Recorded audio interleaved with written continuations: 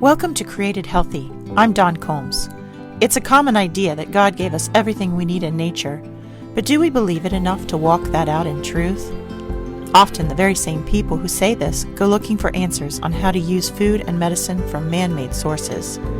Everything man creates comes with a user's manual. Why would God be any different? I challenge you to join me in seeking revelation about our body, mind, soul, and spirit health by digging into His written word and in practicing pure science in the visible world of His creation. Who goes ahead of you in your life? Who's in charge? It's a question that is really important as to who gets the credit, who gets the blame, who takes the stress. The person in charge in your life is in charge completely.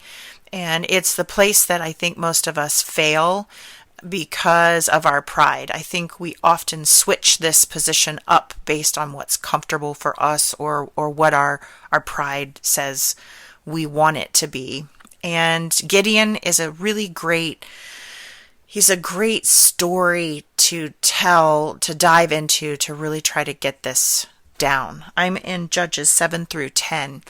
And again, we've seen it with Israel before, where God went before them in the Ark of the Covenant. And all throughout their travels, God was before them. Whenever they battled, it was God in front of them that actually did the work. And here Gideon has been selected to be a judge, and he's going to be a military judge in this way. And at the end of our last reading yesterday, we had Gideon gathering an army, and he is gathering an army from all of Manasseh, Asher, Zebulun, and Naphtali. So it's a really pretty sizable group of men that have come together here as we read on. And God actually speaks to Gideon and says, there are too many men with you for me to give Midian into your hands, which is it's so awesome to hear it said this way. You have too many men for me to allow you to take out Midian, because I'm worried that Israel will become boastful. So they actually have about 32,000 men together. Now the truth is that waiting in the valley is all the sons of the east, the Midianites, the Amalekites. They are as numerous as locusts or sand on the seashore, and we eventually get a number that they are about 120,000 men. And so even 32,000 men going against that number would be pretty miraculous for them to win. But God really, really is concerned because Israel has messed this up before. Yeah, God, you're in charge, but only when we think it's really important, only when we decide we need you, only when we decide that things are really, really bad. And then when things go well and we perform well and we feel good about what we did, then it was us, it wasn't God. So switching him out of that leader chair back and forth depending on how they want to feel prideful. So God tells Gideon, first of all, ask people if they're scared.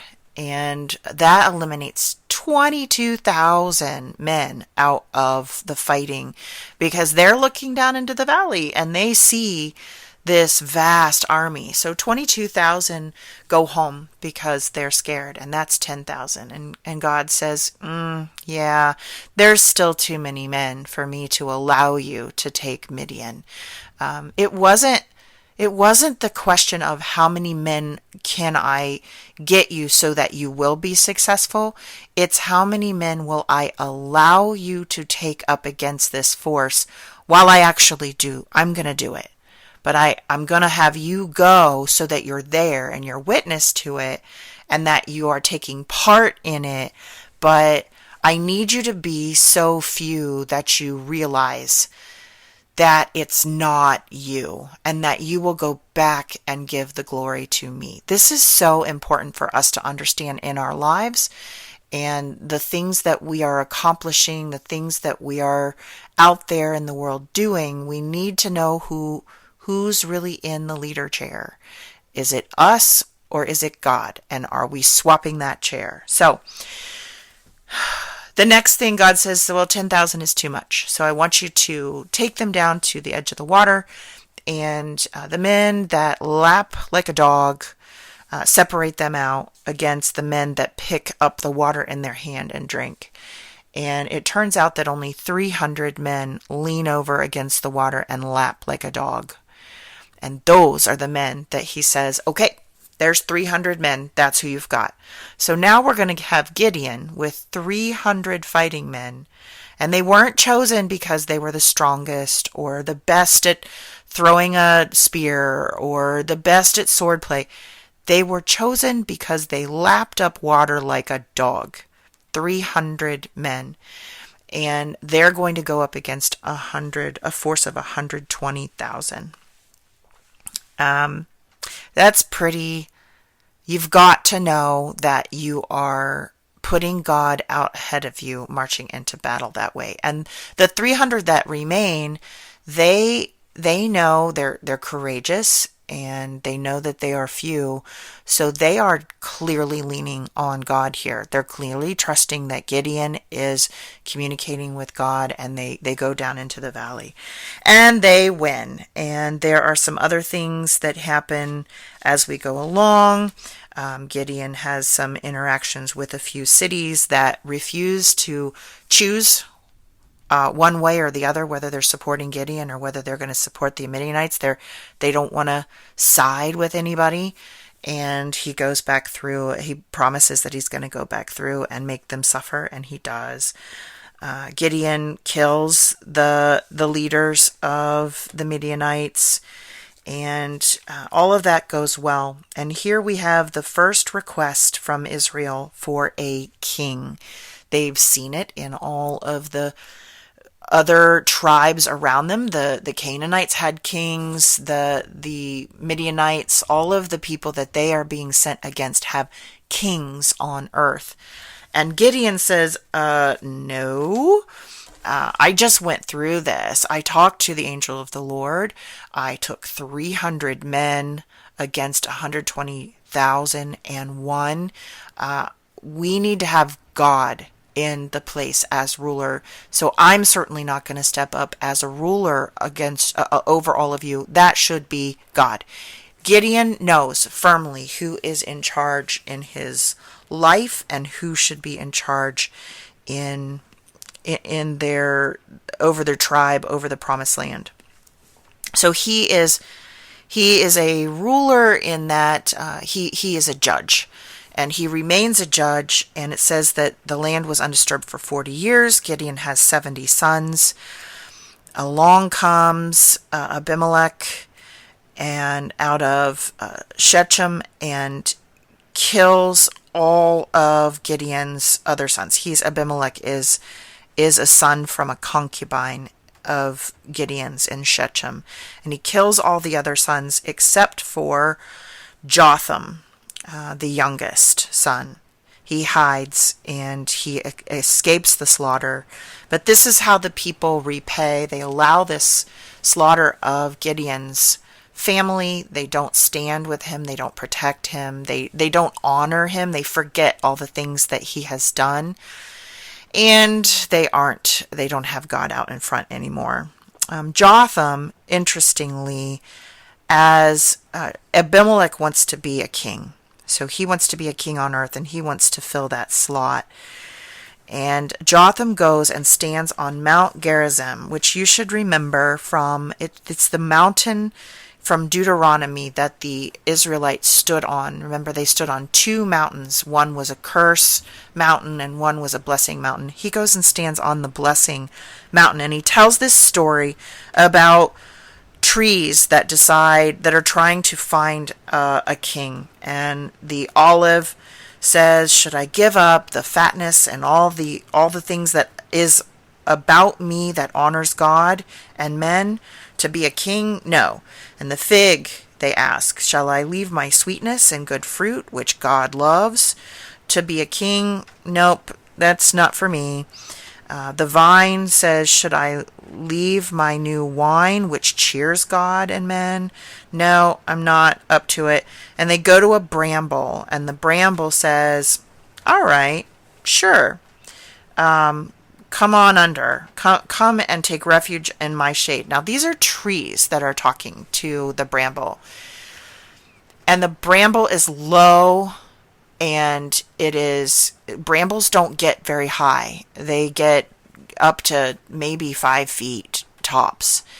And so the bramble is saying to all the other trees, I'll be king over you, but you have to bow yourself low enough underneath me. You have to keep yourself small. You have to be less than for me to be a king. You have to stunt yourself. And Jotham then makes the point that you have chosen a bramble to be king over you by picking Abimelech, who has dishonored all that Gideon's household did for you.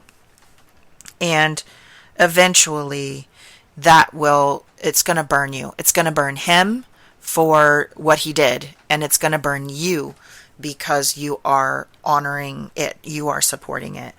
And he does get put into the king spot. Abimelech actually rules Israel for 3 years, and in the end, Shechem gets taken out by his own treachery. What comes around goes around, and the people also struggle here as a result of this decision. It's a really good end cap to what we saw at the beginning, where we have to know who is in charge. And we do this all the time, where it's a benefit to give things over to God, to say God is in control. When things are tough, when we're sick, when we're distraught, when everything around us is failing, some of us, it's really good. It's a good skill. It's a good muscle to work out, to be able to turn and say, God has this. I'm giving it over to God. And that is so proper. But some of us do that. And then when God goes ahead of us in victory, in glory, in things that other people, other humans turn to us and say, wow, look how amazing you are. Look how smart you are. Look how healthy you are. Look how good at, I've heard, manifesting things. Look how amazing you are at healing yourself, healing others. It is so easy for the same person that puts God in the leader chair when they want to give up control in a bad situation. It's so easy for that same person to kind of push God aside and sit back down in the leader chair when they want to take all the glory. Gideon's story is a beautiful arc of he led an army and that was impossible to succeed, knowing that God was really doing all of the work, and they were just figures. They were just a figurehead there. They were just a witness. He went into that situation with faith and came out of it successfully, and then didn't take the honor of being held up as a king and all the riches and all the glory. He said, nope, that goes to God. He kept God firmly in the leader chair. But on the other end of the arc, we see what happens when we do push forward a king on earth, when we want to be ruled by a man or a woman, when we want to be ruled by another human and allow them to have the glory of what God is really doing. It's disaster. And it's a beautiful way for us to look at this importance in our life.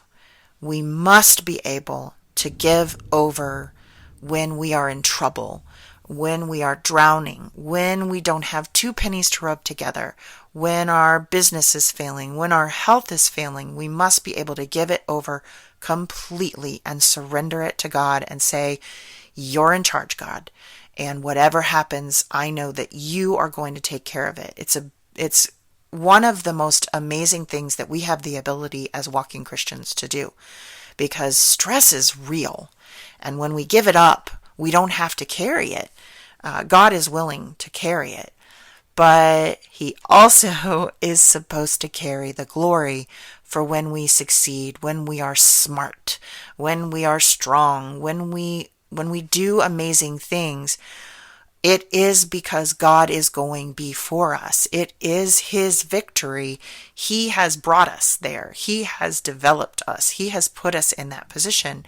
And so it's important that we acknowledge him both when we are drowning and when we succeed and there is glory to be had. Gideon did that really well.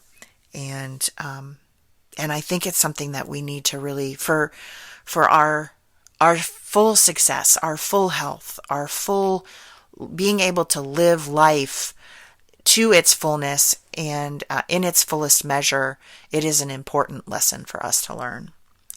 I pray that God is blessing you today and that you are remembering who is in the leader's chair, who is leading your life, who goes before you. That same God needs to be before you in the good times and the bad. Thanks for listening. If you enjoyed this episode, please subscribe and share with a friend. And I'm always interested in hearing what God is laying on your heart. So drop me a rating or review, or join the conversation on Facebook, Instagram, or YouTube at Dawn Combs Really.